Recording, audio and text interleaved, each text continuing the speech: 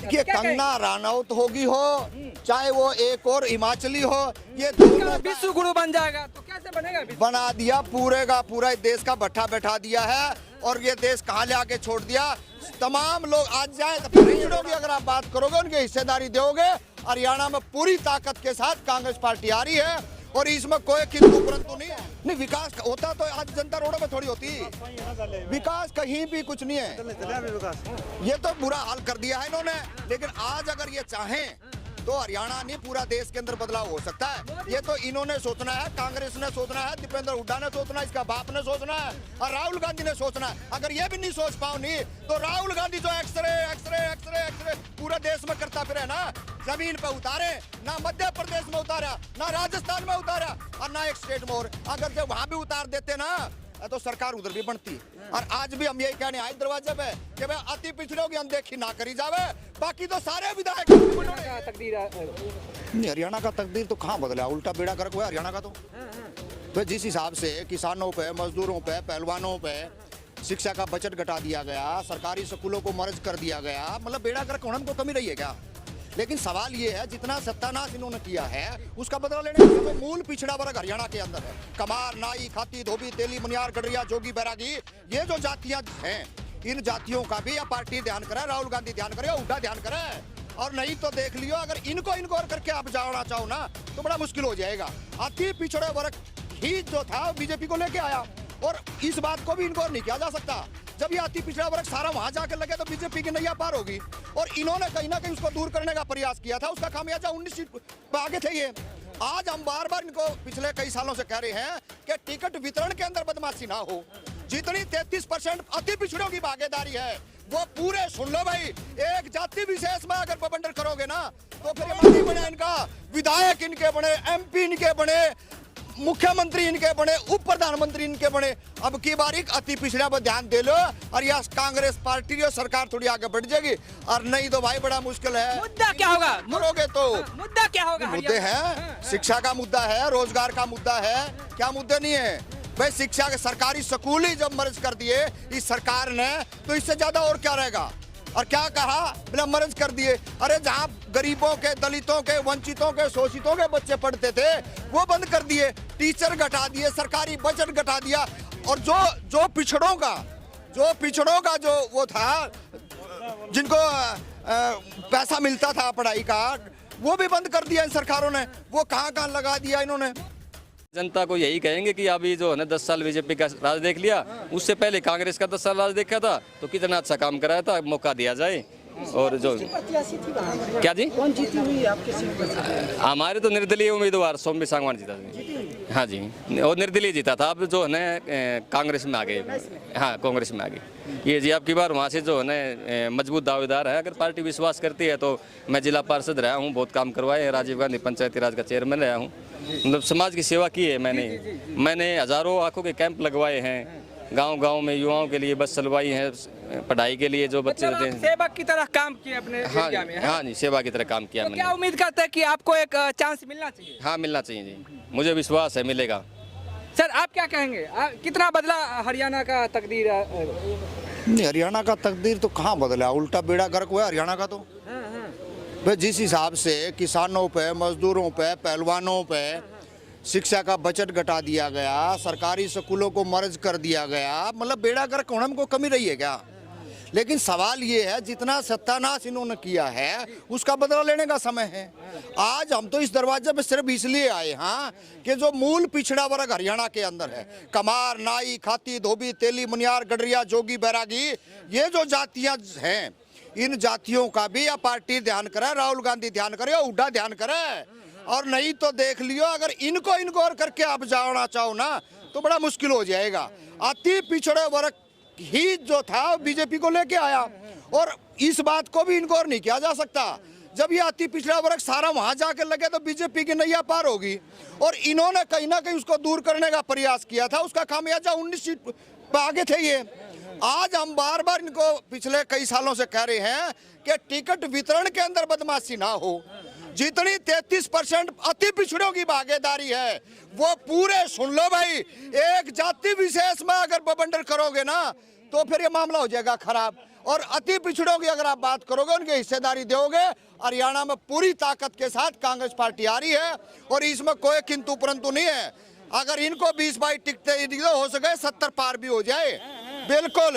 अगर ये करेंगे कुछ और, भाई हम तो इनके साथ खड़े थे पहले भी, और बीजेपी ने जितना नुकसान करा है, चाहे पहलवानों का मामला हो, पहलवानों के साथ में ये उड़े टिकट आरती तो कम आए होंगे, ये उड़े नहीं पहुंचे, लेकिन हम 34 दिन तक उन पहलवानों के साथ बैठे रहे थे। तो ये तो देखना पड़ेगा बीजेपी ने कितना नुकसान करा है और किन किन चीजों में करा है। आपने देखा होगा कि कंगना रनौत का हालिया बयान था, किसानों को खालिस्तानी भी कहा, किसानों को कहा कि मतलब वो बांग्लादेश से कंपेयर कर दिया कि यदि किसान जल्दी नहीं हटाया जाता, एक्शन लिया जाता तो बांग्लादेश बन जाता। देखिए, कंगना रनौत होगी हो चाहे वो एक और हिमाचली हो, ये दोनों का ऐसा ही है। और एक इस तरह का पेड़ हरियाणा में भी लगा दिया जिसका नाम है रामचंद्र जांगड़ा, वो भी यही कह रहा है। नूला भाई, एक डॉक्टर के यहाँ एक मरीज चला गया, नर्स ने हाथ पकड़ लिया। तो ये इस तरह के जो जुमलेबाज जो लोग हैं ये बीजेपी में पाए जाते हैं। ये यही का ही है, दिल्ली का एमपी, उन्हें कहा नहीं था कटवारे, मुल्लारे, भड़वारे, ये सारे के सारे बीजेपी में हैं। अब इसका फायदा विकास का नहीं, विकास का होता तो आज जनता रोडों पे थोड़ी होती। विकास कहीं भी कुछ नहीं है, ये तो बुरा हाल कर दिया है इन्होंने।